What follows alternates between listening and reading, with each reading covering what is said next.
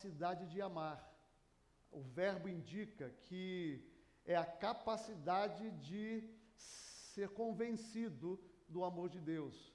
Então, o Espírito Santo, o tempo inteiro, dá testemunho no meu coração e no seu coração de que você é amado por Deus. E assim, eu não tenho nenhum problema de falar a respeito do amor de Deus. De jeito nenhum. Porque eu sei que Deus me ama, sei que você é amado por Deus. E quando Deus exorta um filho, é condição fundamental que esse filho se sinta amado, porque senão ele vai olhar para Deus como um cara que só gosta de dar bronca. O problema é que nós somos um tipo de pessoa, aliás, a única pessoa que existe, que vive em condição de receber bronca. Eu e você. É ou não é? Eu vivo em condição de receber. Assim, a gente fala da criança, a gente não quer ficar brigando com a criança, né? Mas criança é um negócio que requer briga. Criança, é ou não é? Ou não é? Ainda bem que ele está dormindo, né? Criança é uma coisa que chama a gente para a luta o tempo todo. O tempo todo. Pois é, você também é assim. E tem outra coisa, um detalhe. Eu posso pregar sobre o amor de Deus aqui infinitamente, todos os domingos, e falar sobre isso de forma criativa e de diversas maneiras. Eu quero dizer para você, você vai sair daqui convencido do amor de Deus e talvez a sua vida não mude 1 milímetro. Sabe por quê? Porque saber do amor de Deus não resolve os problemas da nossa vida. Deveria resolver, mas não resolve. Deveria ser o suficiente para me fazer eu buscar a Deus, mas não faz. Por quê? Porque eu não dou conta do funcionamento, o meu funcionamento interior, eu não dou conta. Aliás, ninguém dá conta. Você sabia que você tem 3 forças dentro de você, guerreando contra o Espírito de Deus? 3 forças. Não é uma só, não. São 3. Primeira força que guerreia dentro de você, disfunções emocionais. Não tem ninguém, não tem um santo são. Não tem um santo são. Todo mundo é doente. Já ouviu a história, eu costumo falar isso, né? De perto, todo mundo é feio. De médico e de louco, é esse o ditado? Todo mundo tem um pouco. Eu acho que mais de louco do que de médico. De perto, todo mundo é feio. Nós temos problemas emocionais, autoestima baixa, alguns têm toque, outros vivem ansiosos, outros têm depressão. Nós somos complicadíssimos, complicadíssimos. Então, assim, essas forças ficam controlando a nossa vida o tempo inteiro. Porque eu tenho sérios problemas emocionais, eu não consigo me abrir, por exemplo. Tem pessoas que nunca vão procurar um terapeuta porque não aguenta expor para um terapeuta a sua dor. Não aguenta. Não aguenta. Porque como assim eu vou falar de mim, das minhas mazelas, dos meus conflitos, de que eu não dou conta da minha vida, de ser um bom marido, um bom pai, um bom cidadão, e eu lido com isso, eu vejo isso e fico indignado e sofro, porque eu não consigo resolver isso dentro de mim. Agora eu vou ter que falar para alguém isso? Não falo. Não falo. Então tem pessoas que por causa dos problemas emocionais, não crescem. Porque não tem coragem de enfrentar suas dores. Não cresce. E vai continuar assim por resto da vida. E eu quero dizer para você que está nessa condição. Não tem nada a ver com a sua salvação e nem com o amor de Deus. Deus vai continuar abençoando você, você vai continuar salva, Ele vai continuar cuidando de você, porque um bom pai ama o filho problemático. Ama até o fim. Bom pai faz isso. Boa mãe e bom pai fala, não, é meu filho, mas ele matou, mas é meu filho, mas ele fez, mas é meu filho, eu vou amar, enquanto eu tiver força, eu vou ser pai para ele. Agora imagine Deus. Então, não tem nada a ver com o amor de Deus por você, não tem nada a ver com a sua salvação. Você está seguro, Deus te ama. Amém? Você é amado de Deus, eu sou amado de Deus, você está salvo, você está seguro. Louvado seja o nome de Jesus. Agora, eu preciso enfrentar os meus problemas. E aqui Paulo, o apóstolo Paulo, está falando dele e da sua natureza. Nós sempre lemos esse texto sob um único viés. Até eu já fiz isso, que é o viés de confirmar a problemática humana, a enfermidade humana. Mas ao estudar esse texto, Deus falou ao meu coração, através dele, que ele envolve experiências que estão relacionadas ao processo de crescer. E o grande perfil de um homem de Deus, de um servo de Deus, é a coragem para olhar para as suas dores e enfermidades. Qual que é a outra força? Temperamento. Você sabia que seu temperamento é um problema para você? Temperamento é um negócio fisiológico, herdado. Então você tem algumas qualidades que você não tem mérito nenhum e você tem alguns defeitos que você não tem culpa nenhuma. Você tem responsabilidade, mas culpa não. O melancólico, por exemplo, é aquela pessoa que acorda de manhã. Por exemplo, o ser humano anda a 100 por hora. O melancólico acorda em 15 por hora. Escova o dente. Né? Melancólico. O fleumático é aquela pessoa que, quando vê um conflito, ele diz assim, sai de reto. Ele vai se afastando, se afastando, se afastando. Eu não quero saber de confusão. O fleumático é aquele camarada bom amigo de todo mundo, não quer saber de problema. Todo mundo ama o fleumático, né? Menos a esposa dele. Porque a esposa quer que ele resolva o problema, né? Vamos, mas o fleumático eu vou resolver. Fica assim, o seu temperamento é um problema contra você. E aí a terceira força é o ego. O ego é você, sob as condições pecaminosas da existência. E o ego controla o temperamento e as dores emocionais. O pior dos três é o ego. Pior. O ego é um negócio violento. O ego é autocentrado. O ego é idólatra de si mesmo. E não estou falando de narcisista, porque as pessoas sabem que o narcisista é caracterizado por um ego enorme. Mas o coitado do narcisista, ele inflou isso aí ao longo da história, das dores da infância dele, porque ele já é assim na natureza. Eu e você somos assim. Nosso ego é do tamanho do mundo.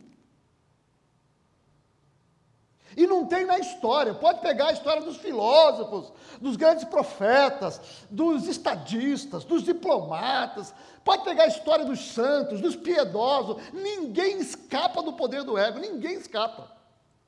O santo é aquele que, enquanto está buscando a Deus, o coração dele está dizendo para ele, rapaz, como você é piedoso. Nossa, você é um homem de Deus. Ele está lá buscando a Deus e o coração dele está sabotando a experiência religiosa dele. É isso que nós somos. Então, assim, eu queria pensar com vocês aqui sobre o que fazer. A primeira verdade que eu encontrei no texto é que nós precisamos enfrentar essa crise dentro de nós. Olha só o que o texto vai dizer. Versículo 14. Porque bem sabemos que a lei é espiritual, eu, todavia, sou carnal, vendido. Isso aqui não é uma pessoa ímpia não, tá, gente? Isso é a condição do ser humano. Eu sou carnal e vendido à escravidão do pecado. Vamos lá, 15. Porque nem eu mesmo compreendo o meu próprio modo de agir. Eu não compreendo as coisas que eu faço, pois não faço o que eu prefiro, e sim o que eu detesto. 17. Nesse caso, quem faz isso não sou eu, mas o pecado, olha que expressão terrível, o pecado que habita em mim. Mas quem habita em mim é Cristo ou o pecado? Os dois. Os dois. E aí ele diz assim, versículo 18, porque eu sei que em mim, na minha carne, no homem natural, sob as condições da existência, crente ou não crente, não habita bem nenhum, porque o querer fazer o bem está em mim, mas não o poder de efetuá-lo. Humanamente, eu não tenho o poder de fazer isso. 20. Mas se eu faço o que eu não quero, já não sou eu quem faz, e sim, novamente, o pecado que habita em mim. 21. Então, ao querer fazer o bem, encontro uma lei. Gente, a lei do mal. Eu vou brigar com Paulo. A lei do mal, onde é que está a lei do mal? No seu coração. Há uma lei do mal dentro de mim. Eu vou parar de brincar. Uma lei, que isso, Paulo? E habita dentro de mim. 23. Mas aí vejo nos meus membros outra lei guerreando contra a lei da minha mente e me faz prisioneiro, estou encarcerado na lei do pecado que está nos meus membros. É terrível ou não é? Isso aqui é uma descrição de quem? Mim. Uma descrição de mim. Terrível. É a descrição de quem você é. É isso.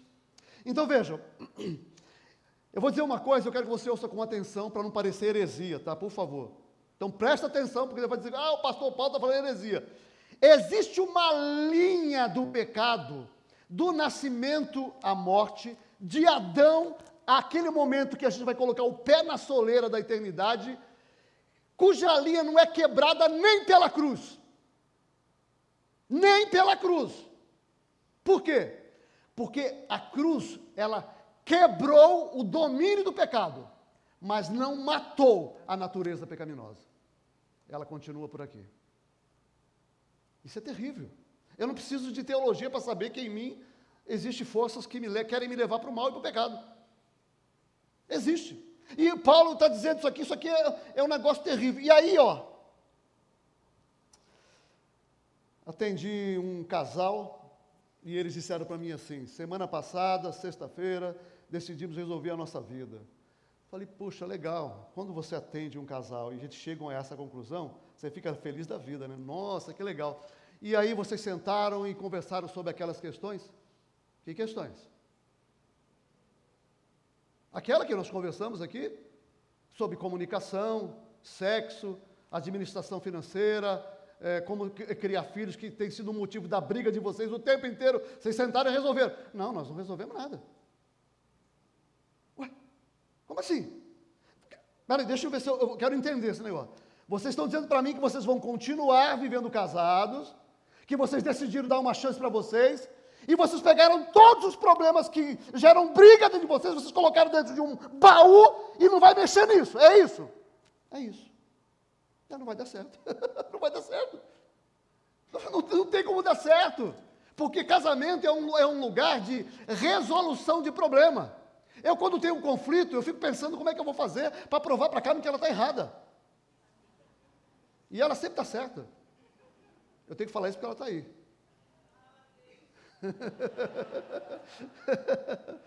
Entendeu? Tem que resolver, gente. Casamento eu tenho que sentar e resolver. Não adianta ficar colocando panos quentes, tapando o sol com a peneira. Vai no problema, no âmago, no cerne, na substância do problema. Aí eu falo assim, gente, não vai dar certo. Vocês vão continuar, aí fala uma questão de tempo, vocês vão estar brigando de novo. E já brigaram, não deu nem uma semana. Não deu uma semana, já brigaram. Já se engalfinharam lá, por quê? Pelos mesmos problemas que não foram tratados. Então assim, Jesus, a Bíblia fala que ele quebrou o domínio do pecado sobre mim e sobre você. Hoje pela manhã, eu disse que Jesus fez 3 coisas. Ele quebrou o domínio do poder do diabo contra nós, ele quebrou o poder da condenação da lei contra nós, e ele quebrou o poder da velha natureza contra nós. Isso significa que tudo que impede, tudo que podia impedir um cristão de crescer e ser uma pessoa de Deus, Jesus removeu. Você entendeu isso? Olha só, na cruz, Jesus removeu tudo aquilo que poderia impedir de você ser o homem e a mulher que Deus quer que você seja. Tudo! E aí ficou só 2 coisas. 2 coisas. Você e Deus. É só isso. E é aí que você vai ter que resolver o problema. É você e Deus. E aí, quando eu vejo isso, eu lembro de uma ilustração que eu adaptei para esse momento. Imagine um elefante que é preso a uma estaca de aço de 10 metros, que fica só 1 metro, uma estaca enorme, com uma corrente enorme. E você deixa aquele elefante ali anos. Durante muito tempo, ele vai se movimentar, tentar arrebentar, mas por causa da qualidade da corrente da estaca, ele vai cansar e nunca mais vai lutar contra aquilo. Aí, o que você faz? Você pega a corrente, a estaca está lá, você pega e troca a corrente. Amarra ele com uma corrente que seja o suficiente para ele sentir tensão a hora dele tentar sair e suficiente para ele perceber que ele ainda está amarrado. Você sabe o que vai acontecer com esse elefante? Os condicionamentos psíquicos, emocionais, corporais, vai fazer com que ele tenha uma memória de uma estaca e uma corrente em relação às quais ele está preso incondicionalmente. O problema da obra de Jesus são duas coisas. Dois problemas. O primeiro é que a estaca, ele arrebentou. Você entendeu? A estaca, aquilo que me prende, o poder da minha natureza pecaminosa, Jesus falou, isso aqui acabou. Você não é mais escravo, você não está mais preso, mas ele ainda deixou uma corda, que é uma corda que não aprisiona ninguém, mas ela ainda é uma corda, mas não aprisiona, e você tem que se livrar dessa corda. Essa corda são os condicionamentos pecaminosos que a vida no pecado trouxe para mim. Você viveu em pecado, você tem um monte de hábito ruim. É verdade ou não é? Nós temos um monte de hábitos ruins que é da velha natureza. Ser cristão não acaba os hábitos. E aí você precisa, na verdade, enfrentar que, apesar dele remover a corrente que prendia você, a estaca do pecado, da natureza pecaminosa, ainda há forças que operam dentro de você, mas Jesus já pode te libertar, por quê? Porque ela não tem poder de manter você aprisionado. Mas essa feiura descrita por Paulo aqui, ainda continua sendo uma realidade na nossa vida. E aí Paulo, ele vai falar, a partir dessa perspectiva, que quando você enfrenta, e você deseja enfrentar, você precisa permitir que o Espírito de Deus transforme o seu coração na sua relação com o pecado e com Deus. E aí eu vejo nesse texto 3 coisas que nós precisamos desejar e buscar de todo o nosso coração no enfrentamento do pecado. Quais são? Olha lá. Primeiro, versículo 16. Ora, se eu faço o que não quero, consisto com a lei que é boa. A primeira coisa que uma pessoa que quer realmente viver, ser liberta do pecado, ela tem que querer, o pecado tem que ser algo que ela não quer fazer. E Paulo diz, se eu faço o que eu posso fazer, mas eu não quero. Geralmente quem não quer, não faz. Mas a corda está amarrada ainda. Está amarrada a corda. E de vez em quando você faz. Mas a Bíblia fala, você quer ser liberto? Deseje de todo o seu coração não querer mais fazer o pecado. Não querer mais isso. É uma questão de desejo e não de força de vontade. Porque eu quero dizer para você, não existe força humana capaz de vencer o pecado. O que Deus quer de você é apenas que você deseje. E se coloque diante dele, deixa que o resto ele faz. A segunda coisa que Paulo diz, olha lá o versículo 19 e 18. Porque eu não faço o bem que eu prefiro, mas o mal que não quero, esse faço. Porque eu sei que em mim, isso é na minha carne, não habita nenhum, pois o querer o bem está em mim. Olha que coisa interessante, Paulo diz, eu quero e prefiro o bem. Irmão, o que você deseja de todo o coração? Porque eu não quero pecar, eu não quero. Eu tenho um desejo de todo o meu coração de não fazer as coisas que a minha natureza quer, eu não quero. E eu decidi eu prefiro a bondade, o amor, a justiça, enfrentar as implicações dos meus atos, mesmo que isso traga dor e sofrimento. Porque você sabe, né? Ser honesto vai trazer dor para você. Falei isso por uma... Eu vou falar que foi uma mulher, porque no caso foi uma mulher mesmo, tá, gente? Não é porque é mulher. Por que eu vou dizer? É você falar que é porque é mulher, mas não é porque é mulher. É porque era mulher, entendeu? Não entendeu, né? Então deixa eu explicar. A mulher diz assim, ó, esse mês eu gastei 2 vezes no cartão do meu marido. Podia ser o marido, né? Então, por isso que eu falei, não é porque é mulher, tá? 2 vezes. Falei, não, tudo bem, fala para ele. Como assim? Não, falar não dá, não. Quando você decide ser honesto com você mesmo, você vai dizer assim, eu tenho que falar, isso vai trazer um problema danado, mas eu vou falar. Amor, você falou que não era para eu gastar, porque a gente está numa contenção, por causa disso eu não queria, mas eu gastei. Tem que falar. O nome disso é honestidade. Honestidade, você enfrenta a verdade, doa a quem doer. Honestidade é isso, eu não minto. Eu falo para os meus filhos, eu não fui um pai perfeito. Eu estou longe de ter sido um pai perfeito. Mas uma coisa eles sabem a meu respeito. Eu nunca vivi uma coisa que eu vivi uma coisa que eu falei e não fiz. Está aqui os meus filhos, o Pedro, a Thalita. Não havia hipocrisia no meu... Havia erros.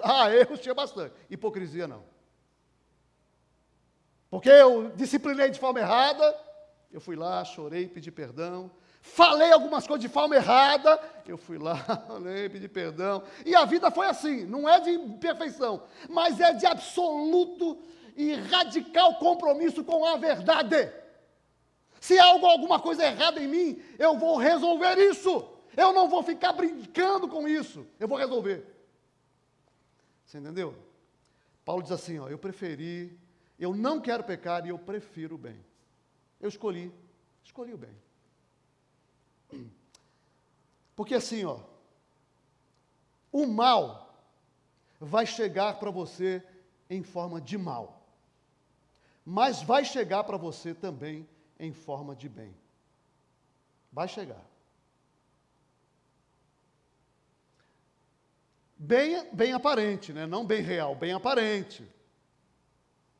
Um pastor amigo meu me contou, estou com uma prima em casa. É mesmo, uma prima, rapaz, pensa na prima. Pensa na prima.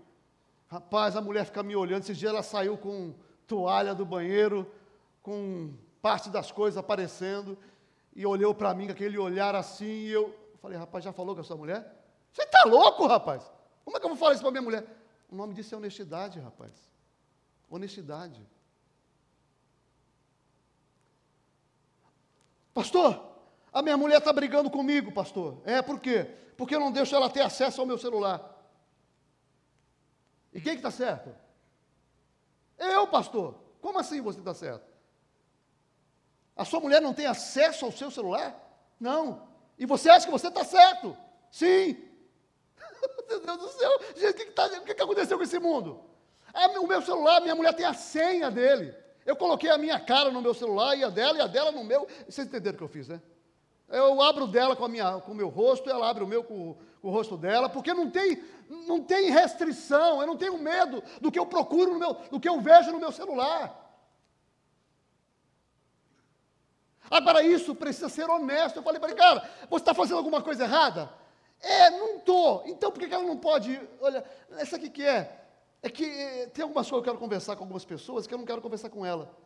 Falei, bom, você não sabia que a sua mulher tem que ser a sua melhor amiga? Então, se ela ficar com raiva porque você confessou coisas íntimas com alguém que não foi ela está certa. Ela tem que ser sua melhor amiga. O nome disso, meus irmãos, é honestidade, integridade. Agora, Ser íntegro traz problema. Ser íntegro traz problema. E eu quero me desviar de qualquer dor. Mesmo que ela seja verdade, seja justiça, eu vou arrumar um jeitinho de não lidar com isso. E a terceira coisa que Paulo diz, olha 22, porque no tocante ao homem interior eu tenho prazer na lei de Deus. Gente, eu não quero o mal, eu quero o bem e eu tenho prazer em buscar o bem. É isso que faz diferença num homem que olha para si e vê a sua condição. Eu não disfarço aquilo que eu vejo em mim. Eu não gosto do que eu vejo em mim. Eu sei que em mim, na minha carne, como Paulo disse, na minha natureza, não tem bem não, gente, nenhum.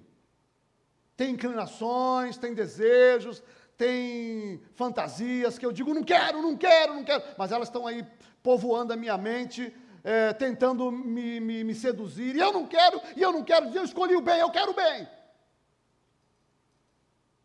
Isso aqui é uma questão de amor à lei, amor a Deus. Eu quero o bem porque eu amo a Deus, e Deus, se o Senhor está dizendo que é bom para mim, eu vou buscar o que é bom para mim, mesmo que isso me traga dor, porque é bom para mim.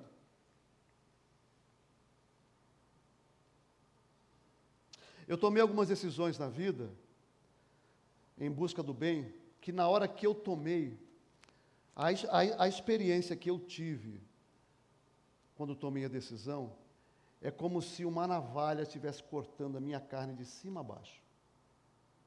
Algumas coisas que eu tinha que dizer assim, eu vou fazer isso. E eu fiz. E quando eu fiz, eu senti uma navalha cortando o meu corpo de cima a baixo. E eu falei, essa é uma dor boa. É uma dor boa. Deus vai honrar essa dor. Mas eu tenho que fazer. É isso que eu tenho que fazer. Eu amo o bem. E aí Paulo diz, olha, não só o enfrentamento honesto, não só deixar que o Espírito Santo gere no seu coração ojeriza pelo mal, preferência pelo bem, amor e alegria em fazer o bem e detestar o mal. Paulo vai dizer também que nós precisamos submeter a nossa vida ao Senhor Jesus. É interessante, Paulo diz assim, versículo 24. Na sua tradução, miserável homem que eu sou, quem me livrará o corpo desta morte?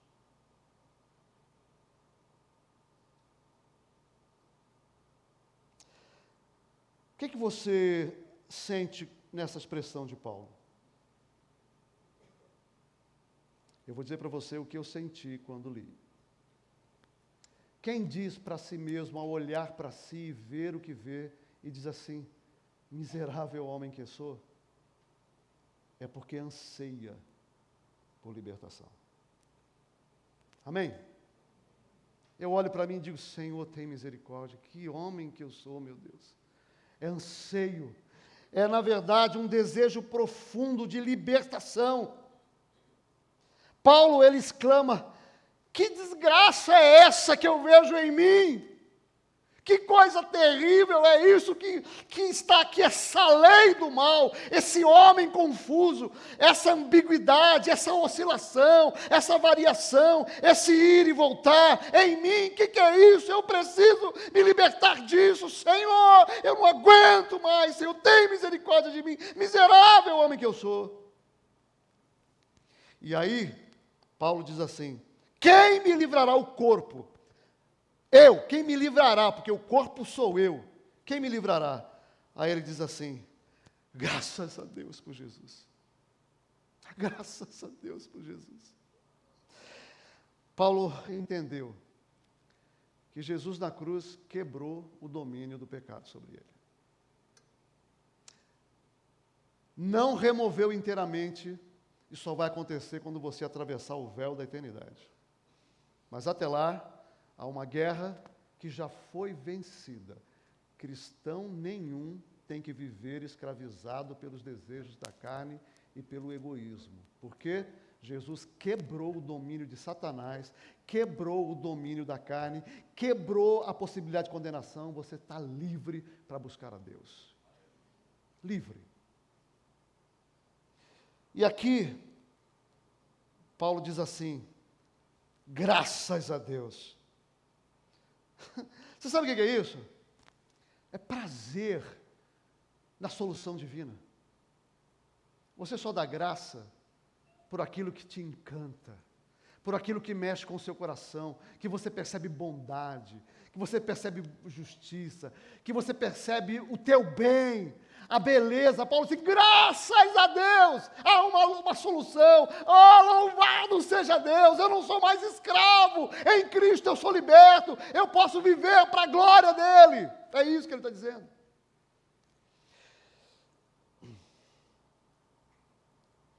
Aí ele diz assim: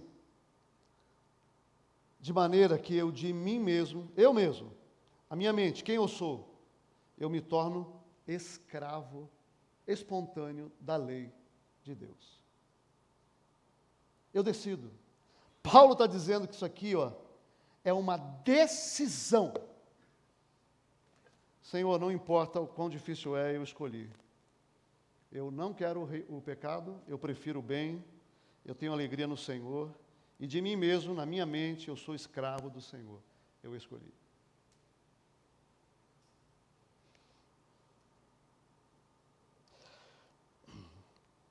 Preste atenção no que eu vou dizer. Tudo que era impedimento para você viver o que Deus quer que você viva foi removido. Deus quebrou o domínio do pecado, então o diabo não pode mais escravizar você. Deus quebrou o domínio da sua carne, então a carne não pode mais escravizar você. Deus tirou a condenação, então você está livre para buscar Deus sem medo de punição, de inferno. Está resolvido. Além disso, Ele te deu o Espírito Santo. Além disso, Ele te deu uma natureza nova que tem anseios e desejos por Deus. Ele te deu a palavra, Ele te deu a oração, Ele te deu a igreja, Ele te deu pessoas, Ele está com você. Então, tudo o que você precisa para viver o que Deus quer que você viva, você recebeu. Não tem mais nenhum impedimento. E aí eu vou usar a minha última analogia aqui para explicar o que eu quero explicar com tudo isso que eu estou falando aqui. Imagine uma pessoa, imagine alguém que chega aqui e diga assim: pastor, eu quero estudar, desejo muito. Pastor, desejo muito, eu quero muito, mas eu não tenho dinheiro para pagar a faculdade. Aí eu faço o seguinte, eu reúno um grupo de irmãos, falo assim: o cara quer, vamos ajudar. E aí a gente ajuda o cara. Pagamos a faculdade dele. Aí ele vai para a faculdade. Primeiro semestre, só nota vermelha. É inteligente, não tem problemas de cognição, não é como eu, TDAH. Aí, o que aconteceu? Não, é que esse semestre, uns amigos lá da faculdade fizeram uma balada, eu fui lá para a balada, então, mas a gente está pagando para você estudar, mas eu vou, está tranquilo, eu quero muito, desejo muito. Bom, beleza, então vai. Próximo semestre, tudo nota vermelha. Quantas vezes foi para a faculdade? 5 meses. Quantas vezes você foi? Acho que eu fui umas 5 vezes. E você está dizendo para mim que você quer mesmo. Eu pergunto para você, essa pessoa recebeu todas as condições para estudar. Você acha que ele quer mesmo? Sim ou não? Você sabe onde eu quero chegar, né? Você está aí. Sabe, não sabe? Pois é. Aí eu vou perguntar para você. Você recebeu todas as condições para ser o que Deus quer que você seja. Todas. Como está vendo? Está buscando a Deus em oração, né? Está lendo a palavra de Deus, está buscando depender do Espírito Santo, está vivendo em comunhão com a comunidade, está contribuindo, tem paixão e fervor. As pessoas olham para você e falam assim: esse cara quer Deus. Essa mulher quer Deus. Não, olha só, ela é uma pessoa que ela quer. É assim que você é? Agora, você disse o que do estudante? Rapaz, você não quer coisa nenhuma, você quer... E o que eu digo para pessoas que são amadas por Deus, amadas, abençoadas por Deus, capacitadas por Deus, cheias do Espírito de Deus, que receberam todas as promessas de Deus, e continuam vivendo, dizendo: eu quero muito, mas não faço nada. Eu quero muito, mas não faço nada. O que você diria sobre essa pessoa? Porque assim, as pessoas que querem querem, as pessoas que querem, elas vão demonstrar que querem. Amém?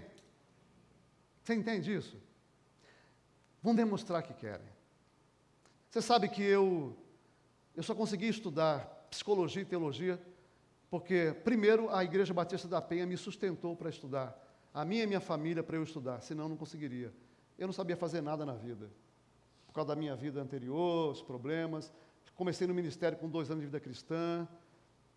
E depois uma pessoa de São Paulo me ligou, depois de um culto, que eu disse que eu tinha vontade de estudar. Disse assim, vou bancar a sua faculdade de psicologia. E 5 anos ela me bancou para estudar. Eu disse para ela e eu disse para o pastor, eu quero muito. Eu quero muito. Eu desejo muito isso. Pois é, você sabe qual foi a minha média de um cara semi-analfabeto, que tinha um monte de problemas? A minha média foi 9, alguma coisa na faculdade. A minha média na faculdade de psicologia também foi alta, foi 9, aqui em Sesumar. Ah, pastor, você é inteligente, você acha que eu sou TDAH e sanguíneo. Eu não aprendo nada em sala de aula, nada. Os meus amigos me chamavam de autista na escola, sabe por quê? Porque eu ficava assim, ó, sem brincadeira, sentado assim, ó. Paulo, o que está acontecendo? Estou tentando prestar atenção. Não conseguia. Mas eu queria. E aí eu falei, Deus, eu não tenho força, eu me sinto limitado, mas meu Deus, me ajuda, porque eu quero. E então, meu irmão, eu saía de casa às 4 horas da tarde em São Paulo, pegando o trânsito, chovendo ou não, e voltava 1 e pouco da manhã, todos os dias, sacrificando a minha família, passava o resto do dia estudando que nem um doido, porque eu queria. Eu queria com todo o meu coração.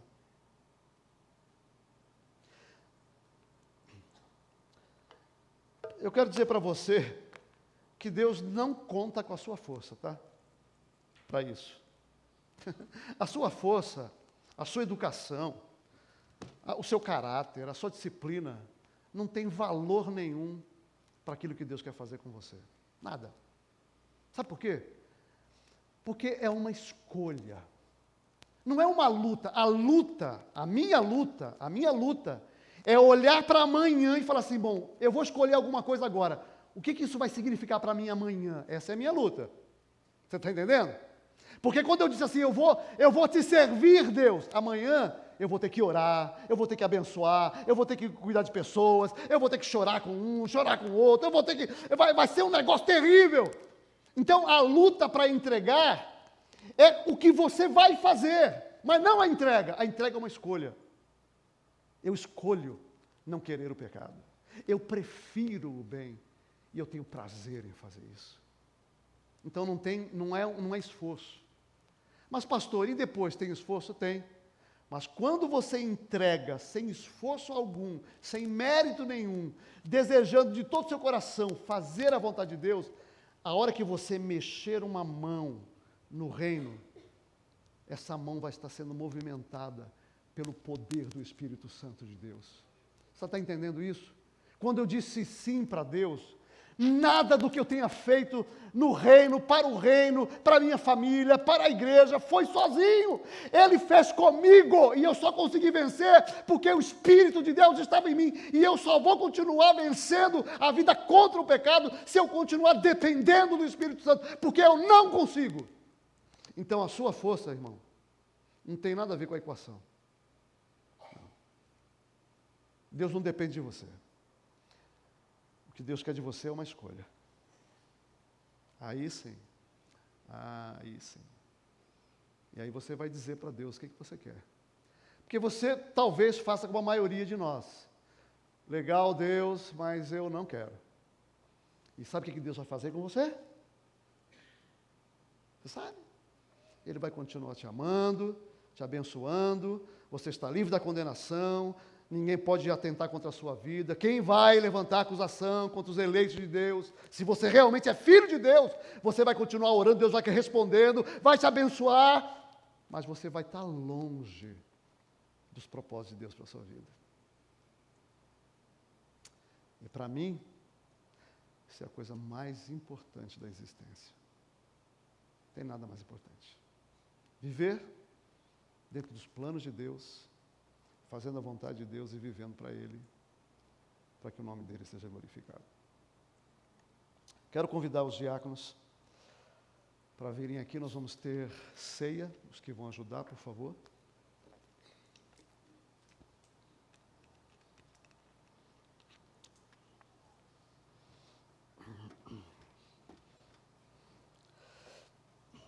Nós vamos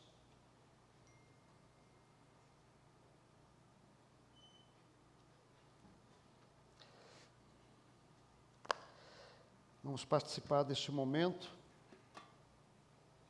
que é um testemunho poderoso da graça de Deus, né? A ceia para quem é? Pecadores redimidos pelo sangue do Cordeiro, que vivem em comunhão com uma comunidade que vive de acordo com as Escrituras, com a palavra de Deus. Então, se você é convertido, você está em comunhão com uma igreja, não precisa ser a nossa, que vive de acordo com a palavra de Deus. Você é nosso convidado e não tenha nenhum temor de participar. A ceia é do povo de Deus. Então, enquanto nós cantamos, você vai receber os elementos. Aguarde, por favor, para participarmos juntos. Vamos adorar ao Senhor. E aí, enquanto eles cantam, pode continuar. Eu quero dizer para você, o chamado do Senhor é para que você diga sim para Deus. Senhor, o que Tu queres da minha vida? Eu quero viver para o Senhor, quero agradar ao Senhor. Para eu ser o que o Senhor quer, não depende de mim, eu só preciso querer, eu só preciso escolher.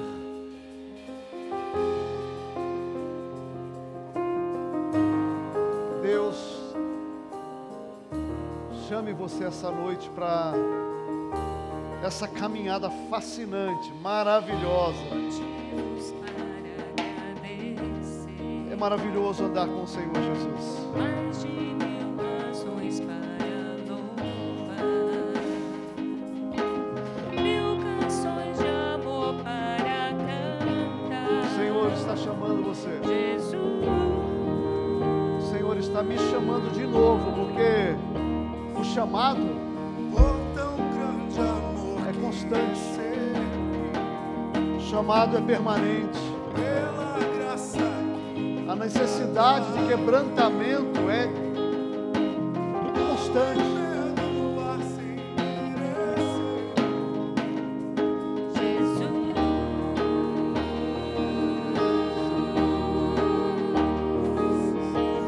Jesus, receberá meu coração, aleluia, Jesus.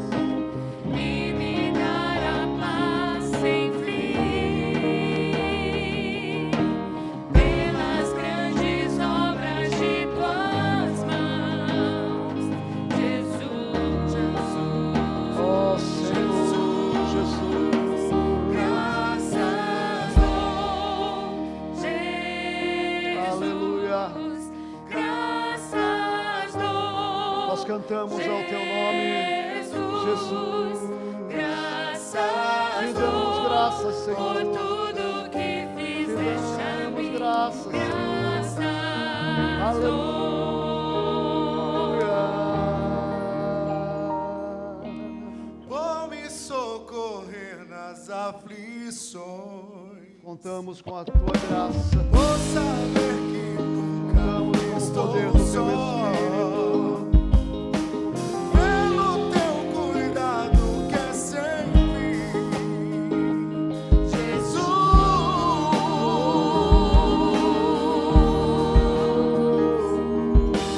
Ao autor da minha salvação, Tu és o Senhor.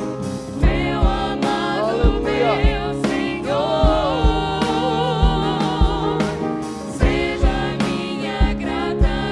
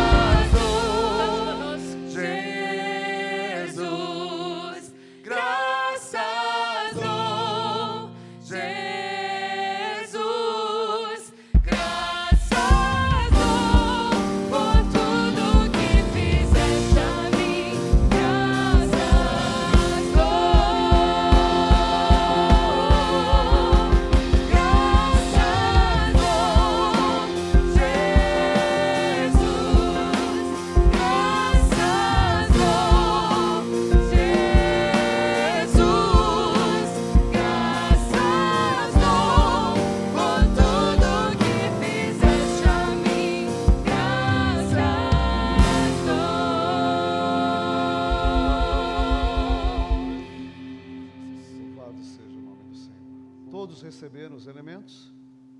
Alguém sem um? Não? Todos.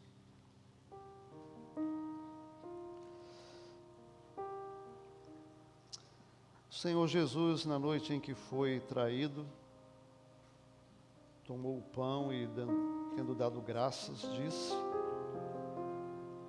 que esse é o símbolo do seu corpo,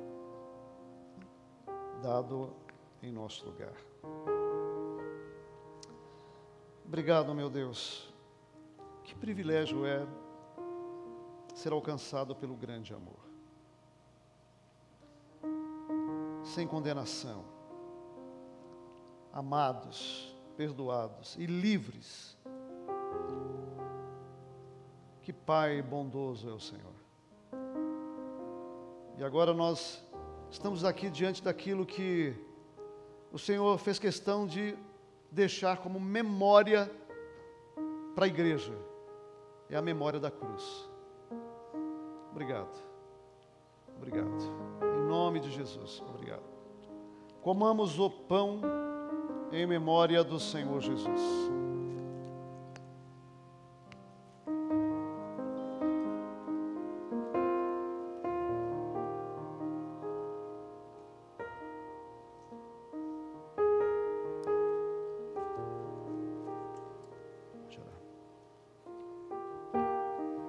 Senhor amado, nós te agradecemos e te bendizemos.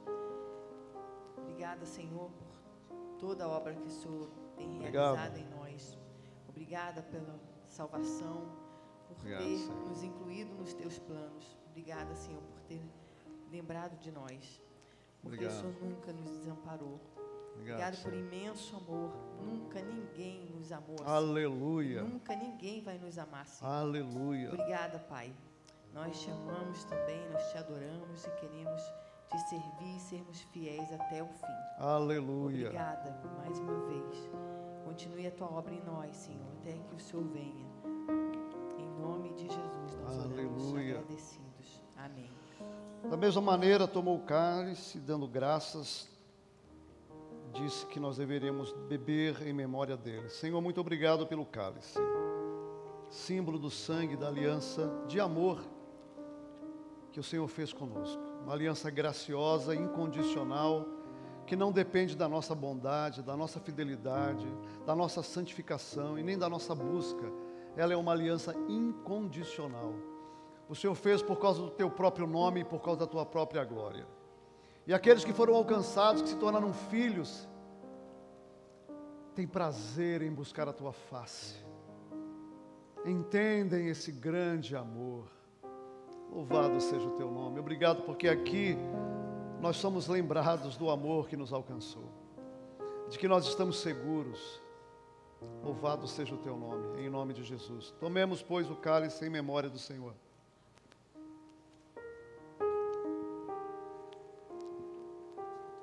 Senhor, agradeço, Senhor, a Ti pela Tua bondade, Senhor, pela Tua graça e misericórdia, Senhor. Obrigado, Senhor. E pelo privilégio, Senhor, de participar da Tua mesa, Senhor, de estar à Tua mesa, podendo cear contigo, Obrigado, Senhor. meu Deus. Então entrego a minha vida, Senhor, com temor e tremor e reverência, Senhor, porque sei que o Senhor nos amou primeiro, Senhor. Te agradeço em nome do Pai, do Filho e do Espírito Santo. Amém. Amém. Curve a sua cabeça, eu quero terminar fazendo aquele apelo ao seu coração.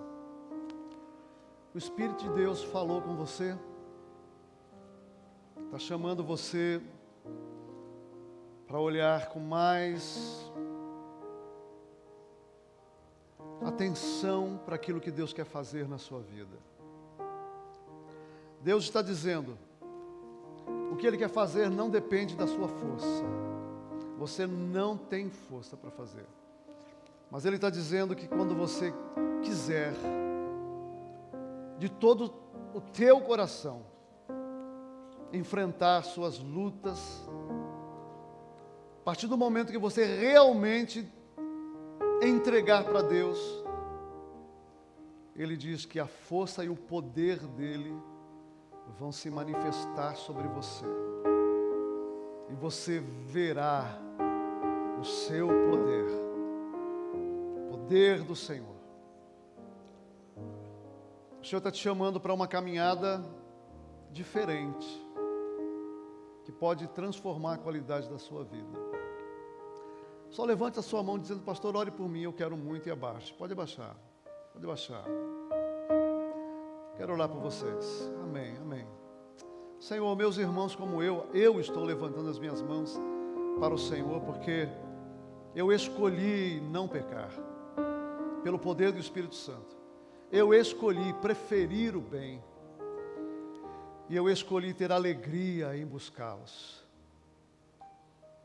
Sou grato ao Senhor pela libertação, sou grato, porque eu vi a minha condição, como Paulo, miserável homem que eu sou. Mas na cruz eu encontrei a solução, a libertação. Graças te dou, graças ao Senhor por Jesus Cristo. Por isso, Senhor, de acordo com a lei do meu coração, que foi renovado pelo Senhor, eu quero ser escravo da tua vontade.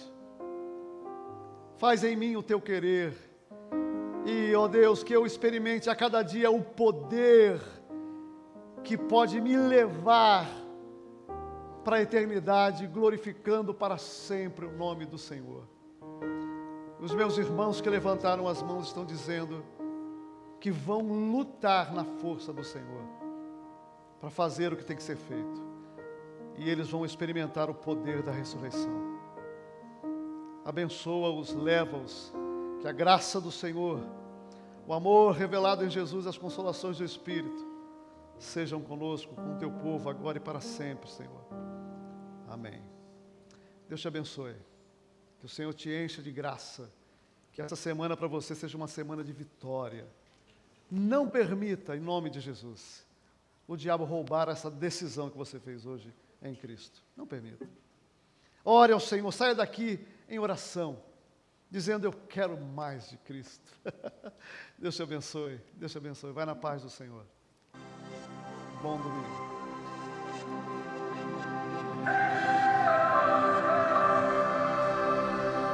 Glória a Deus, aleluia. Obrigado, meus irmãos, Deus abençoe.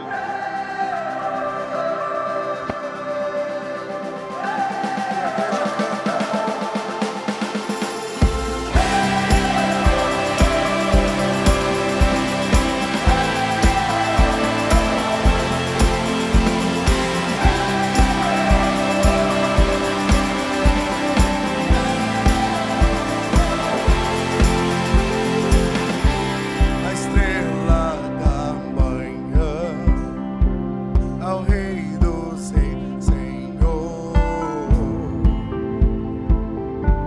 a Ele o louvor,